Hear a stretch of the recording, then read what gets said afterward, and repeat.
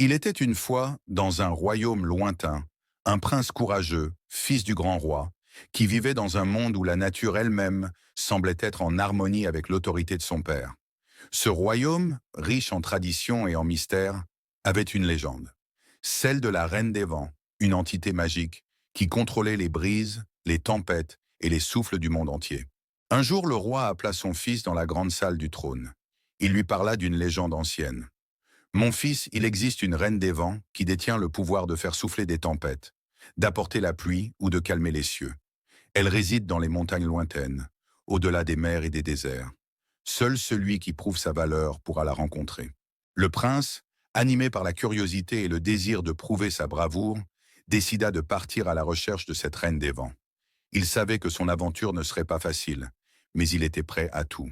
Le prince marcha des jours et des nuits à travers des forêts mystérieuses, traversa des rivières tumultueuses et gravit des montagnes enneigées.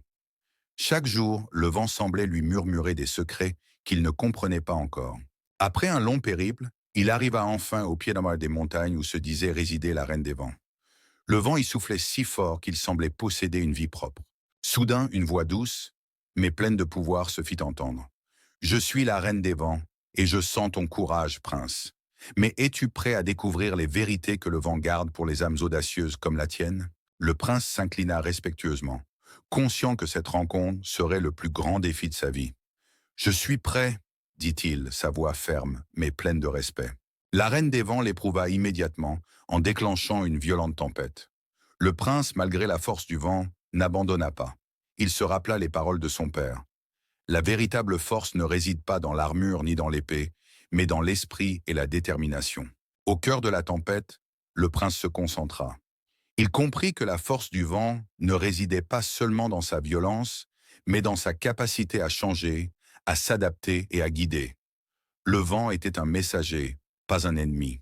Impressionnée par la sagesse et la persévérance du prince, la reine des vents lui accorda sa bénédiction. « Tu as compris, jeune prince. La vraie force réside dans la capacité à comprendre et à s'adapter aux forces de la nature, non pas à les combattre. » Le prince retourna au royaume, riche d'une sagesse nouvelle. Il savait que l'équilibre entre force et sagesse, entre adaptation et courage, était la véritable clé de la régence. La Reine des Vents, dans sa grandeur et sa douceur, lui avait donné une leçon qu'il chérirait toute sa vie. Ainsi le prince régna avec sagesse, et son royaume prospéra. Il se souvint toujours des paroles de la Reine des Vents, et la sagesse qu'il avait acquise guida ses décisions. Et dans le vent, il entendait parfois des murmures, comme des conseils venant de la reine elle-même.